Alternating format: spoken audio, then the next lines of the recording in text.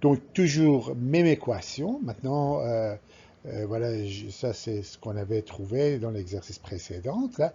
Donc, calculer dy sur dx par dérivation implicite. Ensuite, trouver la pente de la droite tangente, comme on l'a fait tout à l'heure, et bon, voilà la valeur, donc y' est égal à 5,5. Alors là, je vais faire la dérivation de façon implicite, c'est-à-dire donc ici, c'est deux termes qui sont sol, deux termes sol, donc j'écris la dérivée, et puis ici, c'est un terme multiplicatif, donc la dérivée du premier fois la deuxième fonction, plus la dérivée du deuxième fois la première, donc ça nous donne ça. Et puis 7, la dérivée, ça fait 0. Alors là, je vais isoler y', donc voilà.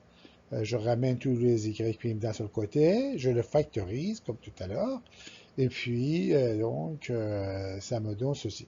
Vous voyez, sans faire le calcul de la dérivée, j'arrive à une autre fonction implicite avec la dérivation implicite. Maintenant, ce que je dois faire, ce que je vais remplacer, tout à l'heure j'avais remplacé juste la valeur de le point P, j'avais trouvé ceci. Alors le point P avec le Y moins 1 et puis x moins 1 et y 3. Donc je vais le remplacer. Donc y', ça me donne voilà cette forme-là. Et puis ça fait 22 sur 4, ce qui va me donner 5,5. Vous voyez que j'obtiens exactement le même résultat, mais beaucoup plus facilement. J'arrive, quand le but est de trouver juste la pente, c'est-à-dire on ne demande pas de faire par exemple l'expression de la fonction de dérivée, mais tout simplement avoir la pente. Vous voyez que la façon implicite est beaucoup plus facile. On va voir d'autres exemples. Ici, on va voir notre dernier exercice euh, pour cette partie.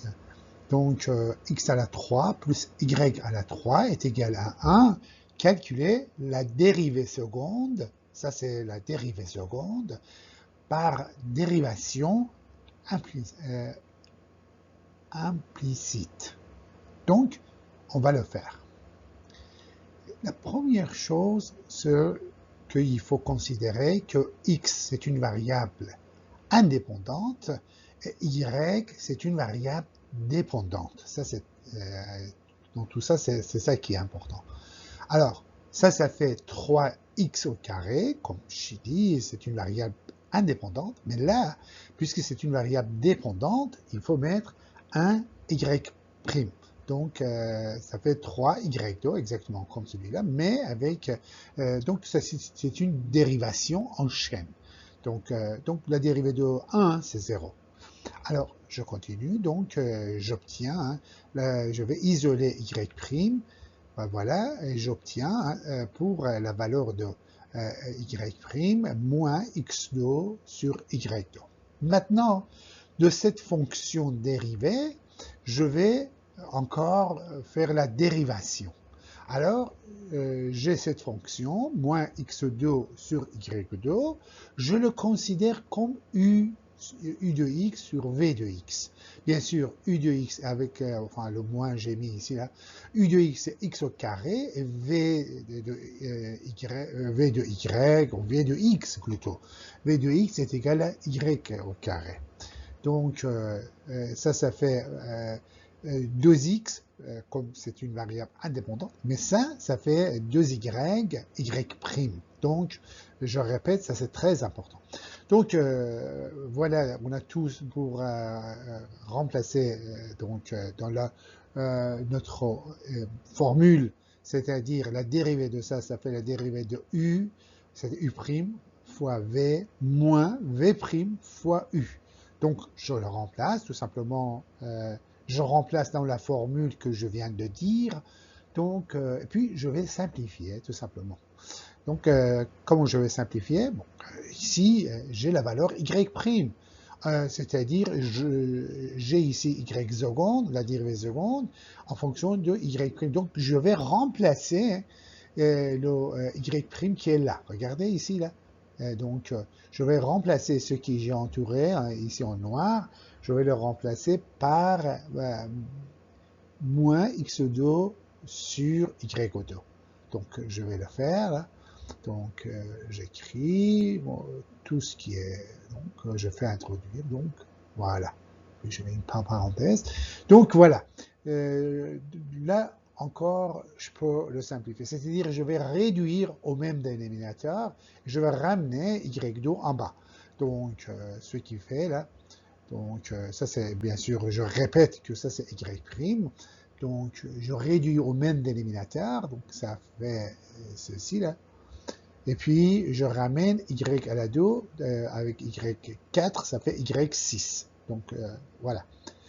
Maintenant, je vais factoriser 2x, c'est-à-dire je fais une mise en évidence simple. Je vais mettre en commun le PGCD, donc de 2xy, donc 2xy existe partout, donc je mets en facteur, donc y est égal à moins 2xy fois x3 plus y3 sur y6. Mais une chose, c'est que celui-là, que vous voyez là, est donné dans l'énoncé. Je répète, y3 plus x3, alors bon, dès le départ, c'était égal à 1.